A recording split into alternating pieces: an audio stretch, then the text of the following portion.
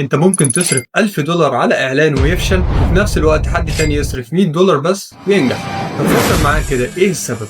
طيب خليني الاول احكي لك حكايه بسيطه. مره كان عندي عميل بيصرف بادجت ضخم شهريا، بس كانت النتائج سيئه جدا جدا. ولما حللنا الموضوع لقينا الاتي: اولا مفيش شريحه معينه هو بيستهدفها. ثانيا الرساله الاعلانيه عامه جدا، هو مش مستهدف شريحه معينه. والكاب اللي بيستخدمها في الكامبين بتتكلم عن المنتج وكمان حاجات ما تهمش العميل تماما.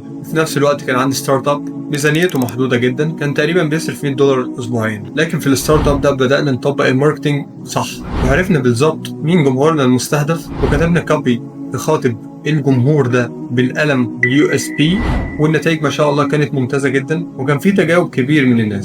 طيب انا عايز اقول لك ان الفكره مش الفلوس اللي هتصرفها على الاعلان، يعني تعرف مين عميلك بالظبط وتخلق يو اس بي او يونيك سيلينج بروبوزيشن قويه، بلس تخاطب عميلك بنقاط القلم اللي عنده وتعرفه انك بتقدم شيء هيحل له المشاكل دي.